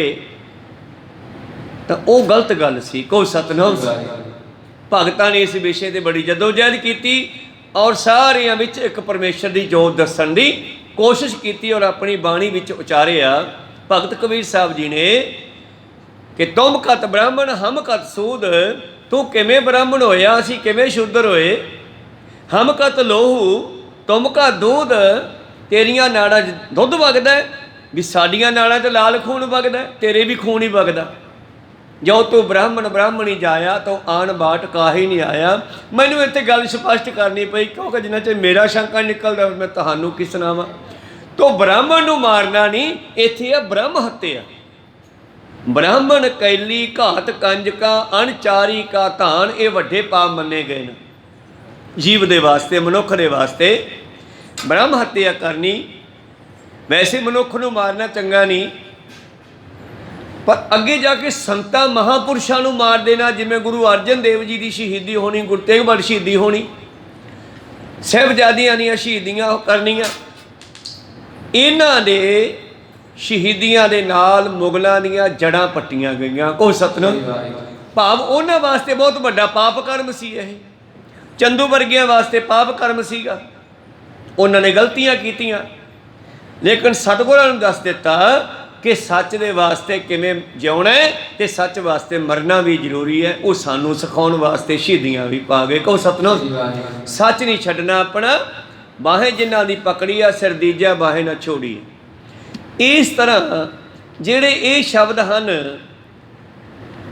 अग्नि, अग लाउणी, जोत अष्टो मादिक, नशा, नशे वरतने, कामक, काम वासना, काम कर्म करने, काम वासना वाले कर्म करने, ऐसे वेद वखाण ऐसे वेदां 'च लिखिया होया। हनन ब्रह्मादिक, ब्रह्म नूं मारना ये निखिध है। कर्म पांचीए जान सुजान, ये पंज काम बहुत माड़े है। ब्राह्मण कैली घात कंजकां, ब्रह्म नूं मारना, गौ गरीब नूं मारना, दरख्त पट्टने। चलो पक्किया दरख्त आपां काम च लैने आ, परमेश्वर ने बनाया, पर कई बारी ईरखा वस ही किसी दे लाए छोटे पौधे नूं पट दिंदे आ। कोई सतनाम। ਉਹਨੂੰ ਐਵੇਂ ਨਾ ਜਾਣੋ ਵੀ बस पट्टिया ਤੇ ਕੰਮ ਨਿਬੜਿਆ, ਉਹ ਤੁਸੀਂ गलत कर्म पैदा कर लिया। ਕੋਈ सतनाम। तो खैर घात कंजकां बच्चियां मारनियां, पुराने ਸਮਿਆਂ ਦੇ ਵਿੱਚ लोग कहे ਸੀ ਸਾਡੇ लड़का होना चाहिए, ਸਾਡੇ ਕੋਲ लड़के नाल ਚੱਲੂਗੀ, लड़की ਦਾ ਕੀ ਕਰਾਉਣਾ ਹੈਗਾ। ਤੇ ਦਾਈਆਂ ਨੂੰ ਪੈਸੇ ਦਿੱਤੇ ਜਾਂਦੇ ਤੇ दाई ਨੂੰ ਕਿਹਾ ਜਾਂਦਾ ਜੰਮਦੀ ਨੂੰ ਵੇਖ ਲਈ, ਜੇ ਲੜਕਾ ਹੋਇਆ ਤਾਂ ਰੱਖ ਲਈ, ਲੜਕੀ ਹੋਈ ਤਾਂ ਕੋਲੇ ਬਾਲਟੀ ਪਾਣੀ ਰੱਖੀ ਜਾਂਦੀ, ਉਹ 'ਚ ਡੁਬੋਲ ਕੇ ਤੁਰੰਤ ਹੀ ਮਾਰ ਕੇ ਨੱਪੇ ਆਉਂਦੇ। ਕੋਈ ਸਤਨਾਮ। ਤੇ ਅੱਜ ਕੱਲ੍ਹ ਸਾਇੰਸ ਨੇ ਪੁੱਠੀ ਤਰੱਕੀ ਕੀਤੀ ਆ, ਇਹ ਨਿਖਿੱਧ ਕਰਮਾਂ 'ਚ ਆ ਗਿਆ ਸਾਇੰਸ ਦਾ, ਡਾਕਟਰਾਂ ਦਾ, ਕਿ ਕਿਸੇ ਕੋਲੋਂ 4 ਪੈਸੇ ਲੈਣ ਦੀ ਖਾਤਰ ਉਹਨਾਂ ਬੱਚੀਆਂ ਨੂੰ ਗਰਭ ਦੇ ਵਿੱਚ ਹੀ ਕੈਂਚੀਆਂ ਨਾਲ ਕੱਟ ਕੇ ਵੱਢ ਕੇ ਮਾਰ ਦੇਣਾ। ਕੋਈ ਸਤਨਾਮ। ਇਹ ਤਾਂ ਉਦੋਂ ਵੱਡਾ ਪਾਪ ਹੈ, क्योंकि जीव वो विच शरीर दे, ते जिउंदे होए नूं वढ के मारना। ते इन्हां डॉक्टरां दा कित्थे जाके भला होऊगा जिहड़े इहो ਜਿਹੇ कर्म करदे आ। बाणी कहंदी है निखिध कर्म हन सारे 5। बाणी च इस तरह लिखिआ, भाई साहब जी ने इस तरह लिखे आ, दया सिंह जी कहंदे ये कर्म पंचीए जान सुजान, ये 5 कर्म बहुत माड़े हन दोहरा। चारो वर्ण को आश्रम धर्म च देख, चारे वर्णा दे जिन्ने भी आश्रम हन धर्म हन, उन्हां नूं भी कर्म कांड ही जानो। कर्म कांड सो जानी है भगत सुमत विवेक। हुण सवाल पैदा हो गया भी ये कर्म कांड की हुंदा जी। आपां भी शब्द कर्म कांड वरतदे आ, हुण इत्थे कर्म कांड दी व्याख्या करदे आ। भाई साहब जी कहते जी कर्म कांड की हुंदा है। पातशाह कहते सियाणे लोग इउं दसदे हन, उपासना सवैया छंद, त्रैगुण रूप विद विष्णु रुद्र जो, ब्रह्मा तक लख चितवन तीन। कहन लगे मात लोक दे भी जितने भी लोग है सारियां विच ब्रह्म नूं जानना चंगी गल है, पर केवल ब्रह्मा विष्णु महेश नूं ही परमात्मा जानना। अभ्याकृत के वैष्णव को हिरण्य गर्भ आत्म चित चीन। अभ्याकृत के वैश्वा नर कै हिरण्य गर्भ आत्म चित चीन। कहते ये परमेश्वर की किरत हन सारे। तुसी इन्हां विच ब्रह्म तां जानो, आत्मा तां है, पर ये परमेश्वर नहीं है। कहो सतनाम। इथों दुनिया कर्म करना चली गई। हिंदू मत विच ब्रह्मा विष्णु महेश कहा जाता है, पर गुरमत ने दसिया कि परमेश्वर तो 3 तत्त पैदा होए। कहो सतनाम। स्पष्ट है, तुसी भी जानते हो, सेंस भी मनोगी। साचे ते पवना पाया, पवना ते जल होए, जल ते 3 पवन साजिया, घर घर जोर समोए। परमेश्वर जद बोलिया हो जा, ਉਹਦੇ ਵਿੱਚੋਂ हवा पैदा हुई। कहो सतनाम। मुसलमान वीरां ने भी मन्निया बाबा आदम ते अम्मा हवा, ਉਹਨਾਂ ਨੇ ਅੰਮਾ ਹਵਾ ਕਿਸੇ ਇਸਤਰੀ ਨੂੰ ਨਹੀਂ ਕਿਹਾ, ਇਸੇ ਪਵਨ ਨੂੰ ਕਿਹਾ ਸੀ। ਕਹੋ ਸਤਿਨਾਮ। ਅੱਗੇ ਚੱਲ ਕੇ ਲੋਕ ਜਿਹੜੇ ਸਨ ਉਹਨਾਂ ਦੇ ਅਰਥ ਹੋਰਾਂ ਦੇ ਹੋਰ ਕਰਦੇ ਗਏ। ਗੁਰੂ ਬਾਬੇ ਨਾਨਕ ਨੇ ਵੀ ਕਹਿ ਦਿੱਤਾ, ਪਵਨ ਗੁਰੂ ਜਿਹੜੀ ਹਵਾ ਹੈ ਗੁਰੂ ਪਰਮੇਸ਼ਰ ਤੋਂ ਦੂਜੇ ਸਥਾਨ 'ਤੇ ਰੱਖੇ ਗਏ ਹਨ। ਇੱਕ ਨੰਬਰ 'ਤੇ ਪਰਮੇਸ਼ਰ, ਦੂਜੇ ਸਥਾਨ 'ਤੇ ਗੁਰੂ। ਤਾਂ ਹਵਾ ਜਿਹੜੀ ਹੈ ਪਰਮੇਸ਼ਰ ਤੋਂ ਦੂਜੇ ਸਥਾਨ 'ਤੇ ਆਉਂਦੀ ਆ। ਕਹੋ ਸਤਿਨਾਮ। ਸਾਚੇ ਤੇ ਪਵਨਾ ਪਿਆ ਤੇ ਪਾਣੀ ਪਿਤਾ ਤੀਜੇ ਥਾਂ 'ਤੇ ਹੈ, ਜਿਨ੍ਹਾਂ ਤੋਂ ਆਪਾਂ ਸਾਰੇ ਪੈਦਾ ਹੋਏ। ਇਸ ਕਰਕੇ ਪਾਣੀ ਜਿਹੜਾ ਉਹ ਹਵਾ ਤੋਂ ਬਣਿਆ, ਪਰਮੇਸ਼ਰ ਤੋਂ ਤੀਜੇ ਥਾਂ 'ਤੇ ਪਾਣੀ ਆ। ਕਹੋ ਸਤਿਨਾਮ। ਆਪਾਂ ਪਹਿਲ ਗੁਰੂ ਨੂੰ ਦੇਣੀ ਆ, ਮਾਤਾ ਪਿਤਾ ਦੀ ਸੇਵਾ ਵੀ ਕਰਨੀ ਆ, ਪਰ ਜਿਸ ਮਾਤਾ ਪਿਤਾ ਨੇ ਪੈਦਾ ਕੀਤਾ ਉਹਨਾਂ ਦਾ ਧੰਨਵਾਦ ਵੀ ਕਰਨਾ ਹੈ, ਪਰ ਗੁਰੂ ਵਾਲੇ ਬਣਨਾ ਵੀ ਜ਼ਰੂਰੀ ਹੈ ਪਰਮੇਸ਼ਰ ਦੀ ਪ੍ਰਾਪਤੀ ਵਾਸਤੇ। ਕਹੋ ਸਤਿਨਾਮ। ਇਹ ਨਹੀਂ ਹੈਗਾ ਵੀ ਜੇ ਗੁਰੂ ਮੁੱਖ ਹੈ ਤੇ ਮਾਂ ਪਿਓ ਦਾ ਖਿਆਲ ਨਾ ਕਰੋ। ਤੀਜੇ ਥਾਂ 'ਤੇ ਪਾਣੀ ਹੈ, ਜਿਵੇਂ ਪਾਣੀ ਬਿਨਾਂ ਨਹੀਂ ਸਰਦਾ, ਮਾਂ ਪਿਓ ਬਿਨਾਂ ਵੀ ਨਹੀਂ ਸਰਨਾ। ਇਸ ਕਰਕੇ ਖੈਰ ਹਿੰਦੂ ਮਤ ਵਿੱਚ ਬ੍ਰਹਮਾ ਵਿਸ਼ਨੂੰ ਮਹੇਸ਼ ਤਿੰਨ ਦੇਵਤਿਆਂ ਨੂੰ ਰੱਬ ਮੰਨਿਆ ਗਿਆ। ਪਾਤਸ਼ਾਹ ਕਹਿੰਦੇ ਪਰ ਇਹ ਠੀਕ ਨਹੀਂ ਹੈ। ਅਭਿਆ ਕਿਰਤ ਕੇ, ਇਹ ਪਰਮੇਸ਼ਰ ਦੀ ਕਿਰਤ ਹਨ, ਪਰਮੇਸ਼ਰ ਤੋਂ ਪੈਦਾ ਹੋਏ ਆ, ਪਰਮੇਸ਼ਰ ਨੇ ਬਣਾਏ ਆ। ਏਕਾ ਮਾਈ ਜੁਗਤ ਵਿਆਈ ਤਿੰਨ ਚੇਲੇ ਪ੍ਰਵਾਨ। ਇਹਦਾ ਵੀ ਅਰਥ ਇਹੀ ਕੀਤਾ ਜਾਂਦਾ, ਇੱਕ ਸੰਸਾਰੀ, ਇੱਕ ਭੰਡਾਰੀ, ਇੱਕ ਲਾਏ ਦੀਵਾਨ। ਇੱਕ ਸੰਸਾਰ ਨੂੰ ਬਣਾਉਂਦਾ ਹੈ, ਦੂਜਾ ਉਸ ਨੂੰ ਪਾਲਦਾ, ਤੀਜਾ ਇਹਨੂੰ ਖਤਮ ਕਰਦਾ ਹੈ। ਇਹ ਵੀ ਕੰਮ ਪਾਣੀ ਬਣਾਉਂਦਾ ਹੈ, ਹਵਾ ਪਾਲਦੀ ਹੈ। ਸਵਾਸਾਂ ਨਾਲ ਪਾਲ ਰਹੇ ਹੋ, ਰੋਟੀ ਬਿਨਾਂ ਸਰ ਜੂਗਾ 2 ਦਿਨ, ਸਵਾਸ 1 ਮਿੰਟ ਨਹੀਂ ਸਰ ਸਕਦਾ ਇਹਦੇ ਬਿਨਾਂ। ਕਹੋ ਸਤਿਨਾਮ। ਔਰ ਅੱਗ ਦਾ ਕੰਮ ਹੈ ਸਭ ਨੂੰ ਲੈ ਕਰਕੇ ਆਪਣੇ ਵਿੱਚ ਮਿਲਾ ਦੇਣਾ, ਇੱਕ ਕਰ ਦੇਣਾ। ਇਸ ਕਰਕੇ ਇਹ ਜਿਹੜੇ ਹਨ 3 ਚੇਲੇ ਹਨ ਪਰਮੇਸ਼ਰ ਦੇ, ਇਹ 3 ਤੱਤ, ਇਹਨਾਂ ਦੇ ਵਿੱਚੋਂ ਸ੍ਰਿਸ਼ਟੀ ਤਿਆਰ ਕੀਤੀ ਗਈ। ਕਈ ਲੋਕ ਇਹਨਾਂ ਕਰਮ ਕਾਂਡਾਂ ਵਿੱਚ ਫਸੇ ਹੋਏ ਆ, ਉਸ ਪਰਮੇਸ਼ਰ ਨੂੰ ਨਹੀਂ ਜਾਣਦੇ। ਇਹਨਾਂ 3 ਦੇਵਤਿਆਂ ਨੂੰ ਹੀ ਰੱਬ ਮੰਨੀ ਬੈਠੇ ਆ, ਮੁੱਖ ਮੰਨੀ ਬੈਠੇ ਆ। ਇਸ ਗੱਲ 'ਤੇ 10ਵੇਂ ਪ੍ਰੀਤਮ ਵੀ ਮੋਹਰ ਲਾਉਂਦੇ ਆ। ਮਹਾਦੇਵ ਕੋ ਕਹਿਤ ਸਦਾ ਸ਼ਿਵ, ਨਿਰੰਕਾਰ ਕਾ ਚੀਨਤ ਨ ਪਿਵ। ਆਪੇ ਆਪਣੀ ਬੁੱਧ ਹੈ ਜੇਤੀ, ਵਰਨਤ ਭਿੰਨ ਭਿੰਨ ਤੋਂ ਤੇਤੀ। ਤੁਮਰਾ ਲੱਖਾ ਨ ਜਾਏ ਪਸਾਰਾ, ਕਹਿ ਬਿਟ ਸਜਾ ਪ੍ਰਥਮ ਸੰਸਾਰਾ। ਪਾਰ ਬ੍ਰਹਮ ਕੀ ਦੇਹ ਮੋਹ, ਉਸ ਪਰਮੇਸ਼ਰ ਦੇ ਸਰੂਪ 'ਚ ਦੇਹ, ਉਹਦੀ ਦੇਹ ਕਿੱਡੀ ਕਾ, ਸੋਢੇ ਵਰਗੀ ਨਹੀਂ। ਇਹ ਸਾਰਾ ਬ੍ਰਹਮੰਡ ਉਹਦੀ ਦੇਹ ਆ। ਕਹੋ ਸਤਿਨਾਮ। ਪਾਰ ਬ੍ਰਹਮ ਕੀ ਦੇਹ ਮੋਹ, ਕੋਟਿਕ ਵਿਸ਼ਨ ਮਹੇਸ਼। ਕਰੋੜਾਂ ਹੀ ਇਹੋ ਜਿਹੇ ਵਿਸ਼ਨੂੰ ਹੈ, ਕਰੋੜਾਂ ਹੀ ਇਹੋ ਜਿਹੇ ਮਹੇਸ਼ ਹੈ। ਕੋਟ ਇੰਦਰ, ਕਰੋੜਾਂ ਹੀ ਇਹੋ ਜਿਹੇ ਇੰਦਰ ਵਰਗੇ, 33 ਕਰੋੜ ਨਹੀਂ, ਕਰੋੜਾਂ ਹੀ ਦੇਵੀ ਦੇਵਤੇ। ਕੋਟ ਇੰਦਰ ਬ੍ਰਹਮਾ ਕਿਤੇ, ਇਹੋ ਜਿਹੇ ਕਰੋੜਾਂ ਹੀ ਬ੍ਰਹਮਣ। ਮਹੇਸ਼ ਵਰਗੇ ਵੀ ਕਰੋੜਾਂ ਹੀ ਹੈ, ਸ਼ਿਵ ਵਰਗੇ। ਹੁਣ ਜੇ ਮੈਂ ਤੁਹਾਨੂੰ ਸਪਸ਼ਟ ਕਰਕੇ ਵਿਖਾਵਾਂ ਤੇ ਤੁਸੀਂ ਕਹੋਗੇ ਠੀਕ ਆ, ਤੁਹਾਡੇ ਸਾਰਿਆਂ ਵਿੱਚ ਬ੍ਰਹਮਾ ਹੈ। ਕਹੋ ਸਤਿਨਾਮ।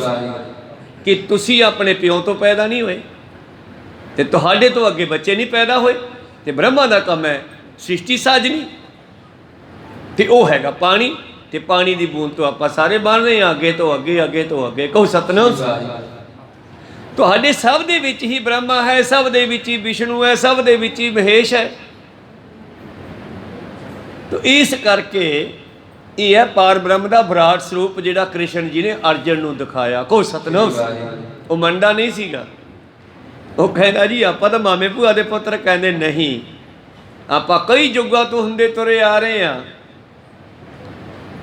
ਤੂੰ ਮੈਨੂੰ ਜਾਣਦਾ ਹੀ ਨਹੀਂ, ਮੈਂ ਕੌਣ ਆ, ਦੱਸਾਂ ਫਿਰ ਮੈਂ ਕੌਣ ਆ। ਕਹਿੰਦੇ ਦੱਸੋ, ਪਰ ਦੱਸਣ ਤੋਂ ਪਹਿਲਾਂ ਤੈਨੂੰ ਅੱਖਾਂ ਦੇਣੀਆਂ ਪੈਣਗੀਆਂ। ਅਰਜਨ ਨੂੰ ਵੇਖਣ ਦੀ ਬੁੱਧੀ ਦਿੱਤੀ, ਪਹਿਲਾਂ ਨੇਤਰ ਦਿੱਤਾ, ਉਹ ਜਿਹਦੇ ਵਿੱਚੋਂ ਵਿਰਾਟ ਸਰੂਪ ਦਿਖਾਈ ਦੇਵੇ, ਉਹ ਗਿਆਨ ਦਿੱਤਾ ਗੀਤਾ ਰਾਹੀਂ।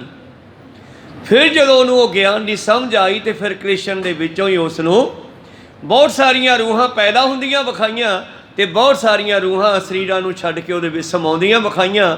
ਕਿਧਰੇ ਪਾਣੀ ਪੈਦਾ ਹੋ ਰਿਹਾ, ਕਿਤੇ ਅੱਗ ਪੈਦਾ ਹੋ ਰਹੀ ਹੈ, ਕਿਤੇ ਨਦੀਆਂ ਨਾਲੇ ਚੱਲ ਰਹੇ ਹੈ। ਭਾਵ ਇਹ ਸਾਰਾ ਵਿਰਾਟ ਸਰੂਪ ਦਿਖਾ ਦਿੱਤਾ ਉਸ ਨੂੰ। ਕਹੋ ਸਤਿਨਾਮ। ਆ ਸ੍ਰਿਸ਼ਟੀ ਸਾਰੀ ਇਹ ਪਰਮੇਸ਼ਰ ਦਾ ਵਿਰਾਟ ਸਰੂਪ ਹੈ। ਖੈਰ ਪ੍ਰੀਤਮ ਜੀ ਕਹਿੰਦੇ ਅਸਲ ਵਿੱਚ ਇਹ ਸਾਰੇ ਹਿਰਨ ਗਰਭ ਆਤਮ ਚਿੱਤ ਚੀਨ, ਸਭ ਦੇ ਅੰਦਰ ਆਤਮਾ ਹੈ, ਇਹ 'ਚ ਕੋਈ ਸ਼ੱਕ ਨਹੀਂ, ਪਰ ਇਹ ਪਰਮੇਸ਼ਰ ਨਹੀਂ ਹੈ।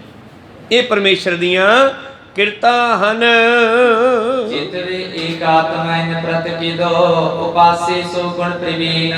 ਤੋ ਉਤਲੀਆਂ ਦੋ ਪੰਕਤੀਆਂ ਦੇ ਅਰਥ ਕੀਤੇ। ਇਹ ਹੈ ਕਰਮਕਾਂਡ, ਇਹ ਹੈ ਕਰਮਕਾਂਡ। ਪੱਥਰ ਦੀ ਮੂਰਤੀ ਬਣਾ ਲਈ, ਉਸ ਨੂੰ ਇਸ਼ਨਾਨ ਕਰਾ ਦਿੱਤਾ, ਉਸ ਨੂੰ ਭੋਗ ਲਵਾ ਦਿੱਤਾ, ਉਸ 'ਤੇ ਕੱਪੜੇ ਪਾ ਦਿੱਤੇ। ਇਹ ਸਭ ਕਰਮਕਾਂਡ ਵਿੱਚ ਆ ਗਏ ਆ। ਭਾਈ ਸਾਹਿਬ ਨੂੰ ਪੁੱਛਿਆ ਵੀ ਕਰਮਕਾਂਡ ਕੀ ਹੁੰਦਾ? ਕਹਿੰਦੇ ਇਹੀ ਕਰਮਕਾਂਡ ਹੈ ਜੋ ਪਰਮੇਸ਼ਰ ਦੀਆਂ ਕਿਰਤਾਂ ਨੂੰ ਪਰਮੇਸ਼ਰ ਕਹਿਣਾ ਇਹ ਗਲਤ ਹੈ। ਕਹੋ ਸਤਨਾਮ ਸ੍ਰੀ। ਇਹ ਕਰਮਕਾਂਡ ਹੈ। ਫਿਰ ਸੱਚ ਕੀ ਹੈ? ਕਹਿੰਦੇ ਸੱਚ ਅੱਗੇ ਪੜੋ। चित वे एक आत्मा बिन प्रत किदो उपासे सा गुण प्रवीण। ਆਪਣੀ ਆਪ ਨਾਲ ਉਸ ਇੱਕ ਪਰਮੇਸ਼ਰ ਨੂੰ ਜਾਣ ਕੇ ਉਹਨੂੰ ਯਾਦ ਕਰੋ, ਅਥਵਾ ਅਧਿਕਾਰੀ ਸਰਗੁਣ ਦੀ ਉਪਾਸਨਾ ਕਰੋ। ਸਗੁਣ ਜੋ ਸਾਰੇ ਗੁਣਾਂ ਦਾ ਮਾਲਕ ਹੈ, ਅਧਿਕਾਰੀ ਉਹ ਪਰਮੇਸ਼ਰ ਹੈ ਜੋ ਸਰਵ ਕਲਾ ਸਮਰੱਥ ਹੈ। ਕਹਿੰਦੇ ਉਸ ਦੀ ਉਪਾਸਨਾ ਕੀਤੀ ਜਾਵੇ ਜੀ।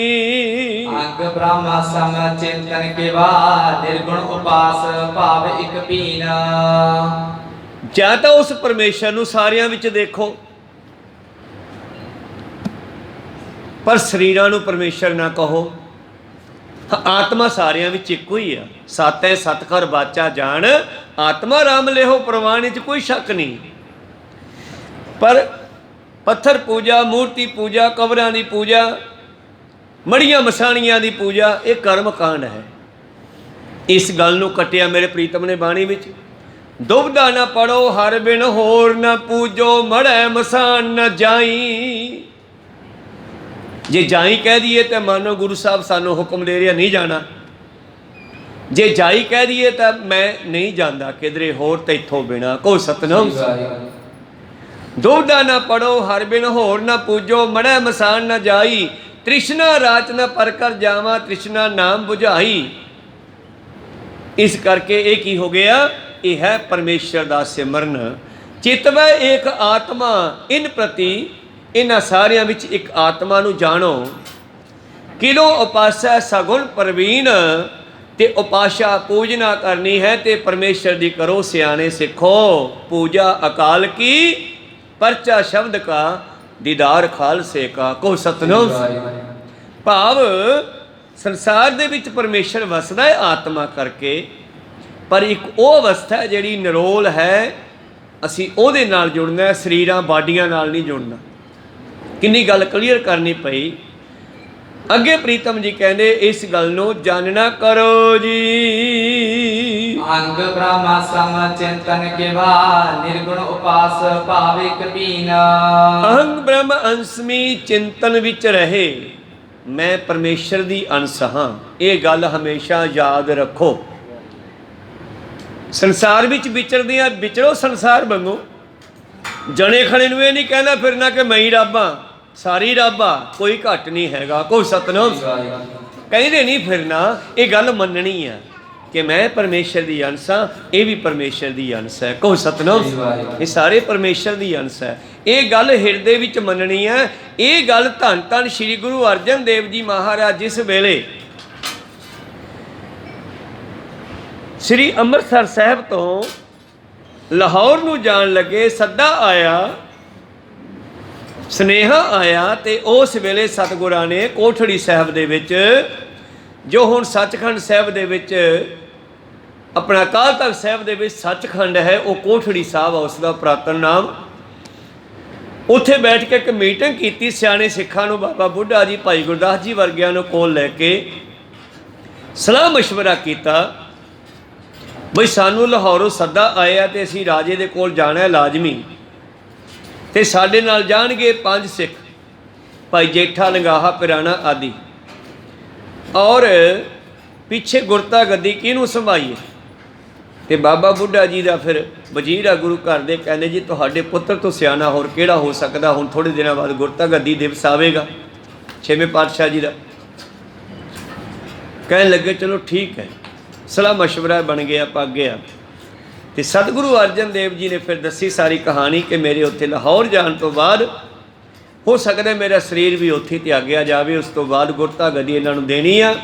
ਤੇ ਨਾਲੇ ਪੁੱਤਰ ਤੂੰ ਵੀ ਸੁਣ ਲਾ, ਸੰਗਤ ਵਿੱਚ ਸਿੱਖ ਵਾਂਗੂ ਰਹਿਣਾ ਹੈ, ਭਾਵ ਸੰਗਤ ਪਿਆਰ ਕਰੂਗੀ ਕਿ ਮੇਰੇ ਸਤਿਗੁਰੂ ਹੈ, ਸਾਡੇ ਸਤਿਗੁਰੂ ਹੈ, ਆਪਾਂ ਤਾਂ ਗੁਰੂ ਮੰਨਾਂਗੇ, ਪਰ ਤੂੰ ਇੱਕ ਸਿੱਖ ਵਾਂਗੂ ਸਿੱਖਾਂ ਵਿੱਚ ਵਿਚਰਨਾ ਹੈ। ਕਹੋ ਸਤਿਨਾਮ। ਪਰ ਅੰਦਰੋਂ ਆਪਣੇ ਆਪ ਨੂੰ ਪਰਮੇਸ਼ਰ ਦੀ ਅੰਸ਼ ਮੰਨਣਾ। ਇਤਿਹਾਸ ਦੀ ਗਵਾਹੀ ਹੈ ਤੇ ਇਧਰ ਵੀ ਇਤਿਹਾਸ ਦੀ ਗਵਾਹੀ ਹੈ ਤੇ ਉਧਰ ਬਾਣੀ ਵਿੱਚ ਵੀ ਇਹ ਗਵਾਹੀ ਹੈ। ਘਟ ਘਟ ਮੈਂ ਹਰਜੂ ਵਸੈ, ਸੰਤਨ ਕਹਿਓ ਪੁਕਾਰ। ਮੇਰੇ ਪ੍ਰੀਤਮ ਜੀ ਕਹਿੰਦੇ ਅਹੰ ਬ੍ਰਹਮ ਅੰਸਮੀ ਚਿੰਤਨ, ਹਮੇਸ਼ਾ ਇਹ ਹਿਰਦੇ ਵਿੱਚ ਯਾਦ ਰੱਖੋ, ਮੈਂ ਪਰਮੇਸ਼ਰ ਦੀ ਅੰਸ਼ ਹਾਂ। ਨਿਰਗੁਣ ਉਪਾਪ ਭਾਵ ਇੱਕ ਭੀਨ। ਇਸ ਤਰ੍ਹਾਂ ਨਿਰਗੁਣ, ਇੱਥੇ ਨਿਰਗੁਣ ਦਾ ਅਰਥ ਹੈ ਉਹ ਪਰਮੇਸ਼ਰ ਜੀ ਦਾ ਰੰਗ ਰੂਪ ਰੇਖ ਪੇਖ ਕੋਈ ਨਹੀਂ ਹੈ। ਪ੍ਰੀਤਮ ਦਾ ਇਹ ਬਚਨ ਇੱਥੋਂ ਪੜ੍ਹ ਲਓ ਬਾਣੀ ਚੋਂ। ਸਰਗੋ ਨਿਰਗੁਣ ਨਿਰੰਕਾਰ, ਸੁਨ ਸਮਾਧੀ ਆਪ, ਆਪਨ ਕੀਆ ਨਾਨਕਾ ਆਪੇ ਫਿਰ ਜਾ। ਆਪਣੇ ਆਪ ਨੂੰ ਬਣਾਇਆ, ਆਪ ਹੀ ਨਾਨਕ ਬਣ ਕੇ ਆ ਗਿਆ, ਆਪ ਹੀ ਨਾਨਕ ਬਣ ਕੇ 10 ਜਾਮਿਆਂ 'ਚ ਬਾਣੀ ਉਚਾਰ ਦਿੱਤੀ, ਆਪ ਹੀ ਤਾਬਿਆ ਬੈਠ ਕੇ ਵਜ਼ੀਰ ਬਣ ਕੇ ਬਾਬਾ ਬੁੱਢਾ ਬਣ ਕੇ ਪੜ੍ਹਨ ਲੱਗ ਪਿਆ। ਕਹੋ ਸਤਿਨਾਮ। ਸਾਰੇ ਥਾਵਾਂ 'ਤੇ ਉਹ ਆਪ ਹੀ ਵਿਚਰ ਰਿਹਾ ਹੈ। ਇਸ ਕਰਕੇ ਨਿਰਗੁਣ ਦਾ ਮਤਲਬ ਇੱਥੇ ਹੈ ਉਹ ਸੂਖਮ ਪਰਮੇਸ਼ਰ ਜੋ ਤੁਹਾਡੇ ਸਾਰਿਆਂ ਦੇ ਵਿੱਚ ਆਤਮਾ ਬਣ ਕੇ ਵੀ ਬੈਠਾ ਹੋਇਆ ਹੈ। ਅਹੰਗ ਬ੍ਰਹਮ ਅੰਸਮੀ ਚਿੰਤਨ ਕਿੰਜ, ਨਿਰਗੁਣ ਉਪਾਸ ਭਾਵ ਇੱਕ ਭੀਨ, ਬਸ ਉਸ ਨਿਰਗੁਣ ਦੀ ਉਪਾਸਨਾ ਵਿੱਚ ਭਿਜੇ ਰਹੋ ਜੀ। ਅਰਥ ਪਖੰਤਰ ਸਵਈਆ ਛੰਦ, ਓੰਕਾਰ ਓੰਕਾਰ ਕਾਰਨਾਦ ਬਿੰਦ, ਬਿਦ ਹਰ ਸ਼ਿਵ ਕੇ ਸਦਾ ਸ਼ਿਵ ਜਾਨ। ਹੁਣ ਹਿੰਦੂ ਮਤ ਵਿੱਚ ਇੱਕ ਸ਼ਬਦ ਹੈ ਓਮ, ਊੜਾ ਤੇ ਮਮਾ ਓਮ। ਹੁਣ ਊੜੇ ਦੇ ਵਿੱਚ 3 ਹਿੱਸੇ ਕੀਤੇ ਹੋਏ ਨੇ, 2 ਡੱਬੀਆਂ ਥੱਲੇ ਆ ਤੇ 1 ਡੱਬੀ ਉੱਤੇ, ਉਤੋਂ ਬੰਦ ਕਰਤਾ। ਇਹ 3 ਖਾਨੇ ਊੜੇ ਦੇ ਹਿੰਦੂ ਮਤ ਵਿੱਚ ਮੰਨਿਆ ਹੈ ਕਿ ਇਹ ਬਰਮਾ ਵਿਸ਼ਨੂੰ ਤੇ ਸ਼ਿਵ ਜੀ ਦਾ ਸਰੂਪ ਹੈ ਊੜਾ ਸਾਡਾ। ਕਹੋ ਸਤਿਨਾਮ। ਇਹਦਾ ਇੱਕ ਹੋਰ ਵੀ ਅਰਥ ਮੰਨਦੇ ਆ, ਓਮ ਉਹ ਤੇ ਮੈਂ ਇੱਕੋ ਹੀ ਆ, ਪਰ ਹੰਕਾਰ 'ਚ ਨਹੀਂ ਜਾਣਾ, ਮੰਨ ਲਓ, ਪਰ ਹੰਕਾਰ ਨਹੀਂ ਕਰਨਾ ਇਸ ਗੱਲ ਦਾ। ਆਕਾਰ ਉਕਾਰ ਤੇ ਮਕਾਰ ਨਾਦ ਬਿੰਦ, ਬਿਦ ਹਰ ਸ਼ਿਵ ਕੇ ਸਦਾ ਸ਼ਿਵ ਜਾਨ। ਸੰਸਾਰ ਦੇ ਵਿੱਚ ਇਹਨਾਂ ਨੇ ਮੰਨਿਆ, ਇਹਨਾਂ ਨੇ 3 ਦੇਵਤਿਆਂ ਨੂੰ 3 ਰੱਬ ਮੰਨ ਲਿਆ। ਬਾਬੇ ਨਾਨਕ ਨੇ ਊੜੇ ਦਾ ਮੂੰਹ ਖੋਲ ਦਿੱਤਾ ਉਤੋਂ। ਕੋ ਸਤਨਾਮ। ਊੜੇ ਦਾ ਮੂੰਹ ਖੋਲ ਕੇ ਐਦਾਂ ਕਰਕੇ ਤੇ ਮੂਹਰੇ ਉਹਦੇ ਲਾਤਾ ਏਕਾ, ਬਈ ਨਹੀਂ ਉਹ 3 ਨਹੀਂ, ਉਹ 1 ਹੈ। ਕਹੋ ਸਤਨਾਮ। ਕਿੰਨੀ ਗੱਲ ਕਲੀਅਰ ਕਰਨੀ ਪਈ। ਮੂਹਰੇ ਏਕਾ ਲਾ ਕੇ ਊੜੇ ਦਾ ਮੂੰਹ ਤੋਂ ਖੋਲਤਾ, ਉਹ 3 ਨਹੀਂ, 1 ਓੰਕਾਰ, ਉਹ 1 ਹੈ, ਉਹ 3 ਨਹੀਂ ਹੈ। ਤਾਂ ਦੁਨੀਆ ਬਣਦੀ ਹੈ ਇਸੇ ਪੱਖ ਵਿੱਚ। ਭਾਈ ਸਾਹਿਬ ਜੀ ਕਹਿੰਦੇ ਹੋਰ ਸਮਝਾ ਦੇਣਾ ਥੋੜਾ ਜਿਹਾ। ਐੜੇ ਨੂੰ ਬ੍ਰਹਮਾ, ਊੜੇ ਨੂੰ ਵਿਸ਼ਨੂੰ ਤੇ ਮਮੇ ਨੂੰ ਸ਼ਿਵ, ਨਾਦ ਬਿੰਦ ਨੂੰ ਅਰਧ ਮਾਤਰਾ ਕਰਕੇ ਓਮ ਜਿਹੜਾ ਸ਼ਬਦ ਬਣਾਇਆ ਹੈ, ਇਹ ਮੰਨਿਆ ਜਾਂਦਾ ਹੈ। ਇਸ ਤਰ੍ਹਾਂ ਹਿੰਦੂ ਮਤ ਵਾਲੇ ਉਪਾਸਨਾ ਕਰਦੇ ਹਨ। ਛੇਤੀ ਅਬ ਤੇਜ ਬਾਉ ਨਭ ਰਵ ਸਸ, ਪੁਰਖ ਸੇ ਏਤਕ ਆਤਮ ਮਾਨ। ਪਰ ਸਾਡੇ ਵਿੱਚ ਸਿੱਖੋ ਇਹ ਹੈ, ਜਿਹੜੀ ਮੈਂ ਪਹਿਲਾਂ ਗੱਲ ਤੁਹਾਨੂੰ ਦੱਸ ਕੇ ਹਟਿਆ ਵੀ ਉਹ ਬਰਮਾ ਵਿਸ਼ਨੂੰ ਮਹੇਸ਼ ਕਹਿੰਦੇ ਆ, ਪਰ ਅਸੀਂ ਅੱਗ ਪਾਣੀ ਤੇ ਹਵਾ ਕਹਿੰਦੇ ਆ। ਕਹੋ ਸਤਨਾਮ। ਇੱਥੇ ਉਹੀ ਗੱਲ ਅੱਗੇ ਲਿਖ ਦਿੱਤੀ, ਛਿਤ ਮਿੱਟੀ ਔਰ ਗੁਰੂ ਪਿਆਰਿਓ ਅਪ ਜਿਹੜਾ ਹੈ ਪਾਣੀ, ਤੇਜ ਅੱਗ, ਵਾਯੂ ਹਵਾ, ਨਭ ਆਕਾਸ਼, ਚੰਦਰਮਾ ਸੂਰਜ, ਪੁਰਖ ਏਤਤ ਆਤਮ ਮਾਨ, ਇਹਨਾਂ ਸਾਰਿਆਂ ਨੂੰ ਜੋੜ ਕੇ ਪਰਮੇਸ਼ਰ ਦਾ ਇੱਕ ਇਹ ਵਿਰਾਟ ਸਰੂਪ ਬਣ ਗਿਆ ਹੈ ਜੀ। ਇੱਕ ਉਪਾਸੇ ਅਰ ਕਰ ਉਪਾਸਨਾ, ਬ੍ਰਹਮ ਆਤਮਾ ਏਕ ਸਮਾਨ। ਤੋ ਇਸ ਤਰ੍ਹਾਂ ਇਹਨਾਂ ਸਾਰਿਆਂ ਵਿੱਚ ਇੱਕ ਪਰਮੇਸ਼ਰ ਨੂੰ ਜਾਣੋ, ਜਿਵੇਂ 10ਵੇਂ ਪ੍ਰੀਤਮ ਦੀ ਮੋਹਰ ਲੱਗਦੀ ਹੈ ਇੱਥੇ। ਜਿਵੇਂ ਅਸਮਾਨ ਕੈ ਸਮਸਤ ਬੀਚ ਏਕ ਜੋਤ ਹੈ, ਨਾ ਬਾਦ ਹੈ ਨਾ ਘਾਟ ਹੈ, ਨਾ ਘਾਟ ਬਾਦ ਹੋਤ ਹੈ। ਜ਼ਮੀਨ ਤੋਂ ਲੈ ਕੇ ਅਸਮਾਨ ਤੱਕ ਇੱਕੋ ਹੀ ਜੋਤ ਕੰਮ ਕਰ ਰਹੀ ਆ, ਔਰ ਨਾ ਉਹ ਕੀੜੀ ਵਿੱਚ ਘੱਟ ਹੈ ਨਾ ਹਾਥੀ ਵਿੱਚ ਵੱਡੀ ਆ। ਹਾਥੀ ਵਿੱਚ ਵੀ ਓਨੀ ਆ, ਕੀੜੀ 'ਚ ਵੀ ਓਨੀ ਆ। ਇਸ ਕਰਕੇ 5 ਤੱਤ ਅੱਗ ਪਾਣੀ ਮਿੱਟੀ ਹਵਾ ਚੰਦਰਮਾ ਸੂਰਜ ਆਦਿ, ਇਹਨਾਂ ਸਾਰਿਆਂ ਵਿੱਚ ਉਸ ਦਾ ਵਾਸਾ ਹੈ। ਇੱਕ ਉਪਾਸਿਆ ਔਰ ਇੱਕ ਉਪਾਸਨਾ, ਇੱਕਾ ਬਾਣੀ ਇੱਕ ਗੁਰ ਇੱਕਾ ਸ਼ਬਦ ਵਿਚਾਰ, ਭਾਵੇਂ ਗੁਰਬਾਣੀ 36 ਮਹਾਂਪੁਰਖਾਂ ਦੀ ਲਿਖੀ ਹੋਈ ਆ। ਕੋਈ ਸਤਨਾਮ। 6 ਗੁਰੂ, 15 ਭਗਤ, 11 ਭੱਟ ਅਤੇ ਗੁਰੂ ਪਿਆਰਿਓ 4 ਗੁਰਮੁਖਾਂ ਦੀ ਇਹ ਬਾਣੀ ਸਾਰੀ। ਲੇਕਿਨ ਸਾਰੀ ਬਾਣੀ ਦਾ ਇੱਕ ਵੀ ਸ਼ਬਦ ਦੂਜੇ ਸ਼ਬਦ ਦੇ ਐਂਟੀ ਨਹੀਂ ਜਾਊਗਾ। ਕੋਈ ਸਤਨਾਮ। ਸਾਰੀ ਬਾਣੀ ਦੀ ਵਿਚਾਰ ਇੱਕੋ ਆ। ਇਸ ਕਰਕੇ ਮੇਰੇ ਪ੍ਰੀਤਮ ਜੀ ਕਹਿੰਦੇ, ਦੇਖੋ ਉਹ ਪਰਮੇਸ਼ਰ ਇੱਕ ਹੈ, ਇੱਕ ਦੀ ਉਪਾਸਨਾ ਕਰਨੀ ਹੈ। ਬ੍ਰਹਮ ਆਤਮਾ ਏਕ ਸਮਾਨ, ਸਾਰਿਆਂ ਵਿੱਚ ਉਸ ਬ੍ਰਹਮ ਨੂੰ ਜਾਣਨਾ ਕਰੋ ਜੀ। ਇੱਕ ਪ੍ਰਤੀਕ ਉਪਾਸਨਾ ਕੇ ਵਕ ਹੈ, ਅਪਰ ਸੁਨੀਏ ਦਕਾਨਾ। ਔਰ ਇਸ ਵਿਸ਼ੇ ਤੇ ਹੋਰ ਵੀ ਦੱਸਦਾ ਹਾਂ, ਇੱਕ ਵਸਤੂ ਜਾਂ ਮੂਰਤੀ ਵਿੱਚ ਬ੍ਰਹਮ ਦੀ ਭਾਵਨਾ ਕਰਕੇ ਜਿਹੜੀ ਉਪਾਸਨਾ ਕਰਨੀ, ਇਹਦੇ ਬਾਰੇ ਵੀ ਸੁਣ ਲਓ ਅੱਗੇ। ਅਥਵਾ ਬਿਲੇ ਅਕਰ ਉਕਾਰੇ ਬਿਲੇ ਓੰਕਾਰ ਮਕਾਰ ਮਝਾਰ। ਇਸ ਤਰ੍ਹਾਂ ਭਾਈ ਸਾਹਿਬ ਜੀ ਬਖਸ਼ਿਸ਼ ਕਰਦੇ ਹਨ। ਅਥਵਾ ਜਿਵੇਂ ਆਕਾਰ ਨੂੰ ਉਕਾਰ ਵਿੱਚ ਲੀਨ ਕਰੇ, ਆਕਾਰ ਨੂੰ ਓੰਕਾਰ ਪਰਮੇਸ਼ਰ ਵਿੱਚ ਲੀਨ ਕਰੇ, ਉਕਾਰ ਨੂੰ ਮਕਾਰ ਵਿੱਚ ਤੇ ਮਕਾਰ ਨੂੰ ਅਰਧ ਮਾਤਰਾ ਵਿੱਚ ਪੁਰਖ ਵਿੱਚ ਲੀਨ ਕਰੇ। ਜਦੋਂ ਅਰਧ ਮਾਤਰ ਮੈਂ ਕਰਮ ਕਰ ਲੇ, ਅਰਧ ਮਾਤਰ ਕੋ ਪੁਰਖ ਉਧਾਰ। ਅੱਧੀ ਮਾਤਰਾ ਵਿੱਚ ਮੈਂ ਤੇ ਅੱਧੀ ਮਾਤਰਾ ਵਿੱਚ ਪਰਮੇਸ਼ਰ, ਭਾਵ ਆਤਮਾ ਤੇ ਪਰਮਾਤਮਾ ਇੱਕੋ ਹੀ ਆ।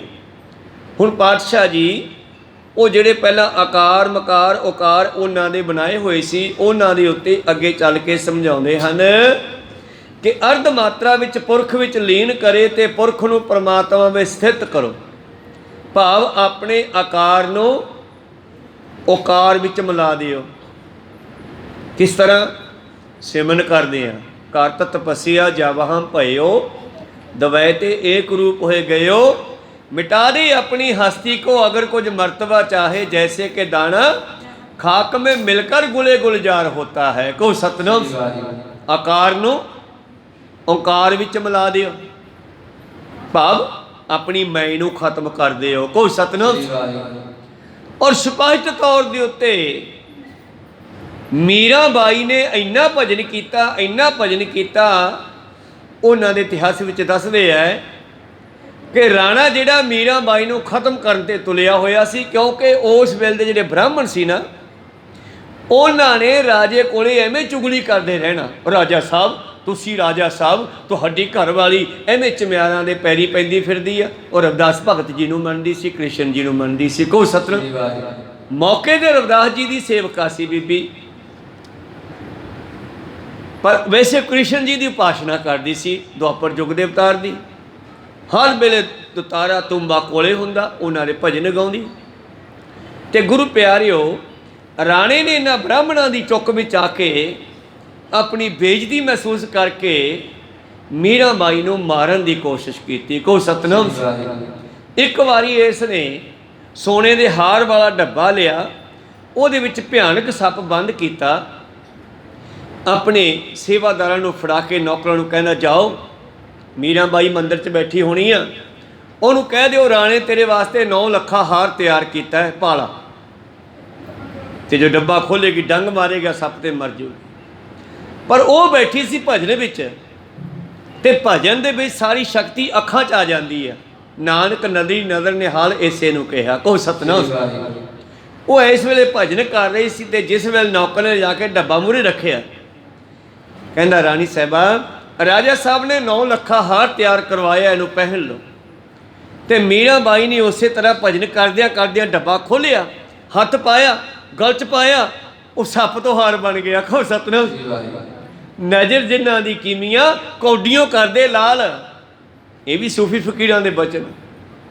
फिर कहंदी दूजी बार उसनूं मारन वास्ते राणे ने एक जहर दा प्याला भेजिया। उस वेले भी भजन बंदगी कर रही सी। जाके कह दिओ राणी नूं अमृत मिलिया कि तो पी ला। उन्हें फड़ के भजन गाउंदे आ मीरा बाई दे, गट गट करके वो प्याला पी लिया उसे मस्ती च, ते जहर का असर नहीं होया। जदों वेख्या भी ये मेरे मगर ही पै गए ना, तो एक दिन कहंदी वो मंदिर दे विच बैठी भजन करदी करदी उत्थे ही अलोप हो गई, लय हो गई।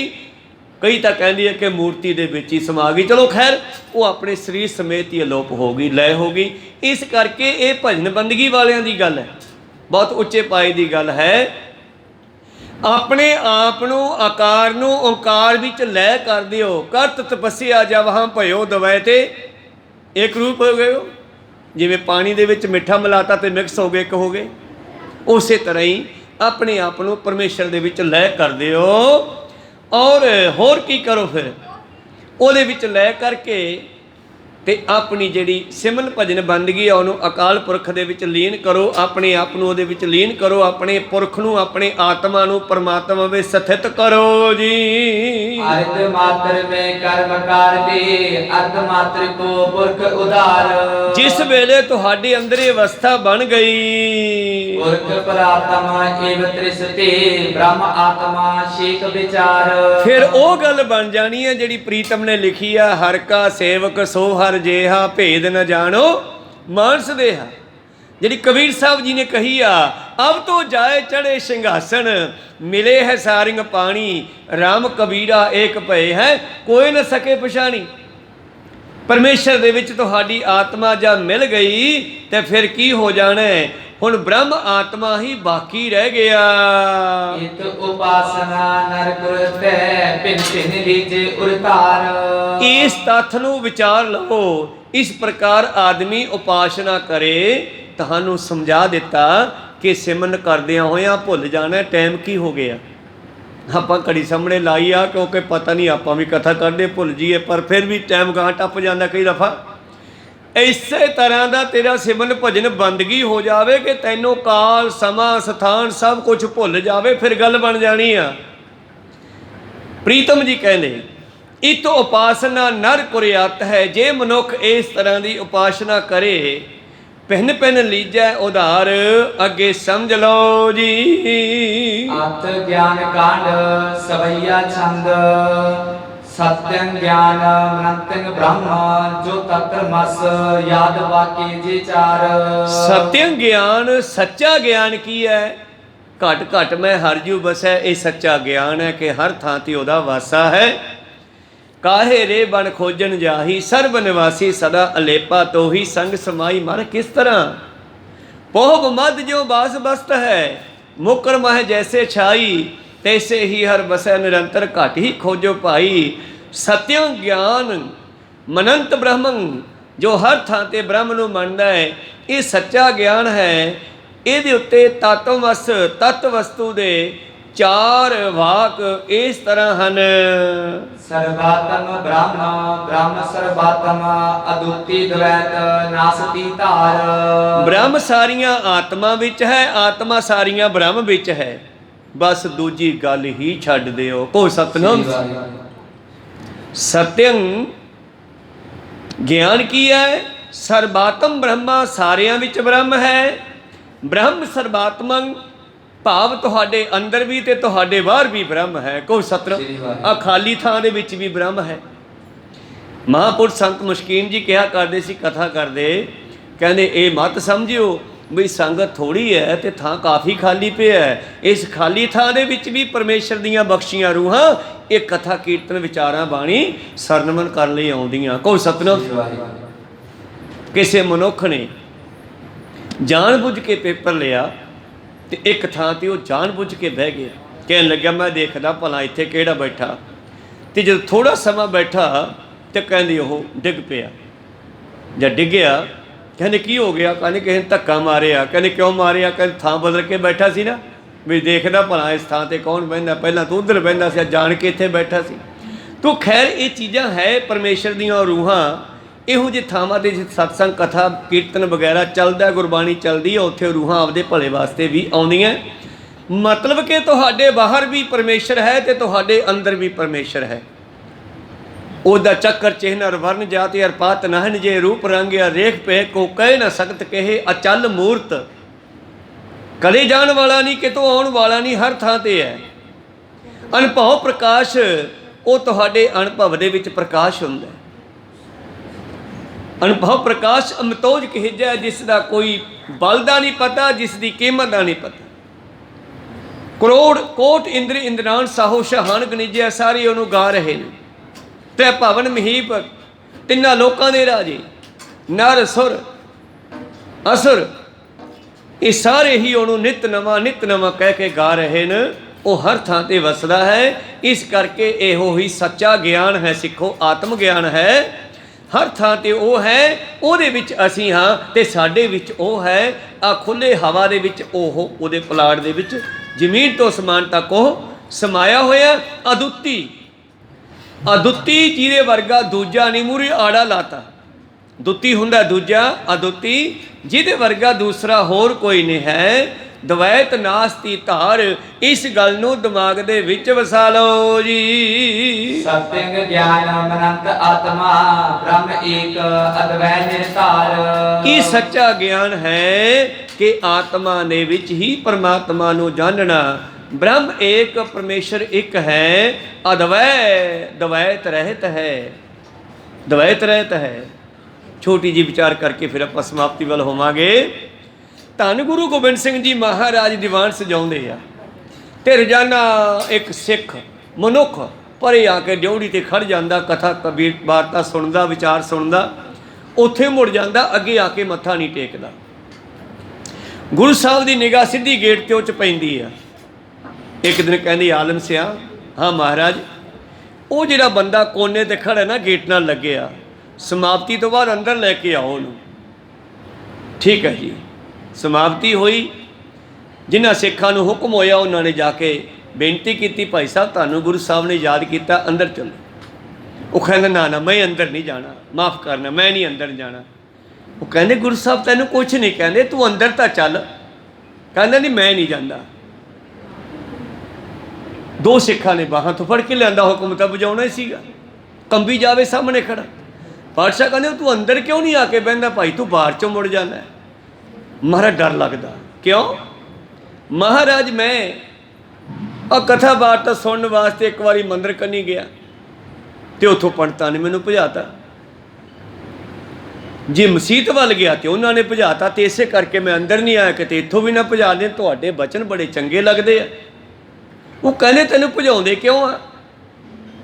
ਕਹਿੰਦਾ ਜੀ ਮੈਂ ਕਲਾਲ ਹੁੰਨਾ ਇਸ ਕਰਕੇ। ਕਲਾਲ, ਇਹ ਕਲਾਲ ਕੀ ਹੁੰਦੇ ਆ ਜੀ? ਕਲਾਲ ਸ਼ਰਾਬ ਵੇਚਣ ਵਾਲੇ।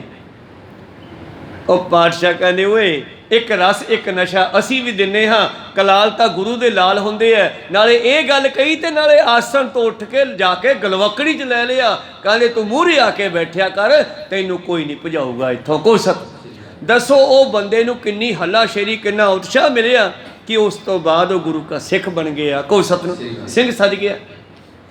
ਭਾਵ ਪਰਮੇਸ਼ਰ ਸਾਰਿਆਂ ਵਿੱਚ ਹੈ। ਸਾਚ ਕਹੋ ਸੁਣ ਲਿਓ ਸਭੈ ਜਿਨ ਪ੍ਰੇਮ ਕੀਓ ਤਿਨ ਹੀ ਪ੍ਰਭ ਪਾਇਓ। ਤੇ ਪ੍ਰੇਮ ਜਿਹੜਾ ਆਲਵੜ ਨਾਲ ਹੁੰਦਾ ਹੈ, ਜਿਹੜਾ ਮੋਹ ਹੈ ਉਹ ਕੇਵਲ ਆਪਣੇ ਖੂਹ ਦੇ ਡੱਡੂ ਵਾਲੀ ਗੱਲ ਹੈ। ਕਹੋ ਸਤਿਨਾਮ। ਪ੍ਰੇਮ ਜਿਹੜਾ ਹੈ ਆਲਵੜ ਦੇ ਨਾਲ, ਪ੍ਰੀਤਮ ਜੀ ਕਹਿੰਦੇ ਇਸ ਕਰਕੇ ਉਹ ਪਰਮੇਸ਼ਰ ਅਦਵੈ ਨਿਰਾਧਾਰ ਸਾਰਿਆਂ ਵਿੱਚ ਬਰਾਬਰ ਹੈ। ਸਤਿੰਗ ਸਤਿੰਗ ਗਿਆਨੰ ਗਿਆਨੰ ਏਕ ਅਨੰਤ ਅਨੰਤ ਵਿਚਾਰ। ਸੱਚ ਤੋਂ ਵੱਡਾ ਸੱਚ ਉਹ ਹੈ, ਉਹ ਵੀ ਸੱਚ ਹੈ। ਸੱਚੋਂ ਉਰੇ ਸਭ ਕੋ ਉੱਪਰ ਸੱਚ ਅਚਾਰ। ਤੇ ਉਦੋਂ ਉੱਤੇ ਵੀ ਹੈ ਇੱਕੋ ਅਨੰਤ ਮਨੰਤ ਵਿਚਾਰ। ਜਿਹਨੇ ਸੱਚ ਨੂੰ ਮੰਨ ਲਿਆ, ਹਿਰਦੇ ਵਿੱਚ ਧਾਰਨ ਕਰ ਲਿਆ, ਇਸ ਗਿਆਨ ਨੂੰ ਧਾਰਨ ਕਰ ਲਿਆ, ਉਹ ਸੱਚ ਤੋਂ ਵੀ ਉੱਚੇ ਟੱਪ ਗਏ। ਸੱਚੋਂ ਉਰੇ ਸਭ ਕੋ, ਬਾਣੀ ਦਾ ਬਚਨ ਹੈ, ਉੱਪਰ ਸੱਚ ਅਚਾਰ। ਜਿਨ੍ਹਾਂ ਦੀ ਜ਼ਿੰਦਗੀ ਵਿੱਚ ਸੱਚ ਆ ਗਿਆ ਉਹ ਪਰਮੇਸ਼ਰ ਵਿੱਚ ਮਿਲ ਗਏ, ਉਹਦਾ ਰੂਪ ਹੋ ਗਏ। ਆਓ 5 ਮਿੰਟ ਸਿਮਰਨ ਕਰੀਏ। 5 ਮਿੰਟ ਸਿਮਰਨ ਕਰਾਂਗੇ, ਉਸ ਤੋਂ ਉਪਰੰਤ ਸਮਾਪਤੀ ਕਰਾਂਗੇ। ਅਗਲੇ ਸ਼ਬਦਾਂ ਦੇ ਵਿਚਾਰ ਆਪਾਂ ਕੱਲ ਨੂੰ ਸਰਵਣ ਕਰ ਲਵਾਂਗੇ। ਵਾਹਿਗੁਰੂ ਵਾਹਿਗੁਰੂ ਵਾਹਿਗੁਰੂ ਵਾਹਿਗੁਰੂ ਵਾਹਿਗੁਰੂ ਵਾਹਿਗੁਰੂ ਵਾਹਿਗੁਰੂ ਵਾਹਿਗੁਰੂ ਵਾਹਿਗੁਰੂ ਵਾਹਿਗੁਰੂ ਵਾਹਿਗੁਰੂ